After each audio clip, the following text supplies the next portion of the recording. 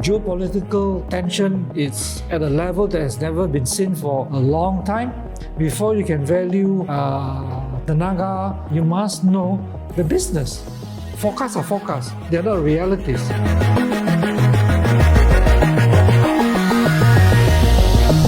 If the person hasn't attended before and then attends it, this person will be so overwhelmed by the quality of the event, by the amount of things that he or she is going to be able to learn. I think the two things that they're going to take away is the quantity, the amount of things about investment, about economics, about politics, about the world at large. It's huge, the quantity. And in terms of quality, they will get views which are based on comprehensive research, insights. And as I have shared in the previous shoot, that because I've been looking at this global economy, the stock markets, Malaysian economy for the last 50 odd years. So there's tremendous experience that I have, there's vast knowledge that I have that I'll be able to share. On top of that, it's not just myself, but we have the 10 managing directors, 10 CEOs of the listed companies that will be presenting about their companies. So by the end of the 1.5 days, I think the person who is attending for the first time, whether you're a new investor or experienced investor, will, I'm pretty sure, say that I'm going to attend 2023 Investor Day.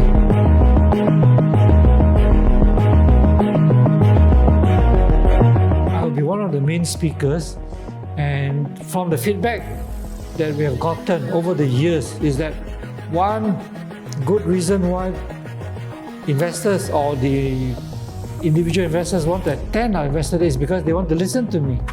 So that we respond to that feedback. So on 26 November, which starts at 2 p.m. onwards up to about 6 o'clock, I will be the main speaker. I will talk about Malaysia after the election, what is happening to the country in terms of political level, what is going to happen to the Malaysian economy with the new government, will there be a recession, what will be the impact on the Malaysian stock market, is it going to be a rally, is it going to be a bear market? So that's one. And then we will talk about the global situation. The geopolitical tension is at a level that has never been seen for a long time. US versus Russia and Ukraine, US launching the technology and economic war against China and then escalating it. And what is interesting is that we will also have known the results of the US midterm election. That has an impact on US-China relations, US-Russia relations, and therefore impact on global economy. So we will be able to address that issue. And for those participants who are more up to date, right, more knowledgeable, you know that the 20th National Congress of the CPC in China have just ended, and there's out of the there are 7 members in the standing committee of the Politburo. Out of the 7, many of them are new. So what does that mean for the Chinese economy? Because the Chinese economy is important to Malaysia. If the Chinese economy does well, we also will benefit, right? So what is the direction? So you have 3 major elections: Malaysia, US midterm, and China's National Congress to address. And then of course you have the tight monetary policy. You know that interest rates globally, except for China, have been going up. So when will this end? And what does it mean for us as Malaysians? What does it mean for the ringgit versus US dollar? Is it going to be finally stabilized, or is it going to worsen again? Right? And then I think of all, the most important topic is climate change. Many of us take it for granted, but I personally believe that climate change is here.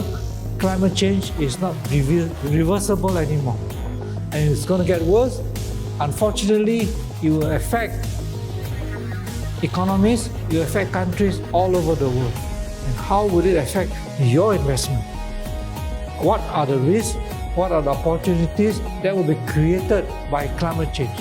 And most important, all these are interlinked. The Ukraine crisis has an impact on energy prices. Climate change has an impact on food prices. US monetary policy has an impact on global economy. So all these are interlinked. Now, how do you make sure that you're able to navigate in this really topsy-turvy world? That's the important thing that I'll be talking about.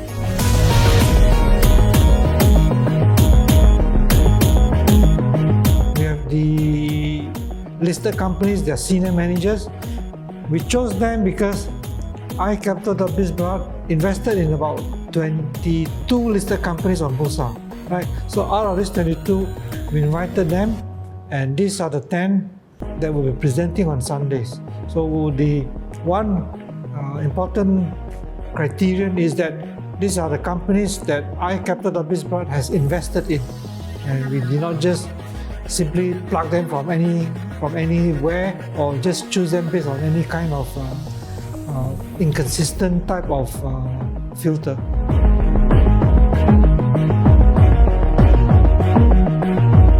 I think before the participant comes for the Investor Day, especially Sunday, 27 November, we would encourage, it would be great if the participants were to read up, because in our website, events.icapital.biz, you can see the name of the companies, the name of the CEOs or the MDs that are coming. Read up about the companies, go to their website, find out as much as you can about their businesses. Come prepared so that on the day itself, on Sunday itself, ask questions about what their businesses are all about. What is their business model? Instead of asking them, oh, is your profit for 2022 going to be 20% better than 2021? Those type of forecast type of questions doesn't really help a person to become a better investor. First thing is, you do not know whether the forecasts are going to be accurate or wrong. Forecasts are forecasts, they're not realities. So if you ask those type of questions, it will not help you to make better investment decisions. But if you're able to ask questions relating to how the business function, how the business succeed, why the business fail, basically what is the business model of the company, that would be extremely useful, right? Because before you can value a company, before you can value Tenaga, before you can value Maybank, before you can value NPI, you must know the business, right? So you have to ask questions relating to the business of that particular speaker.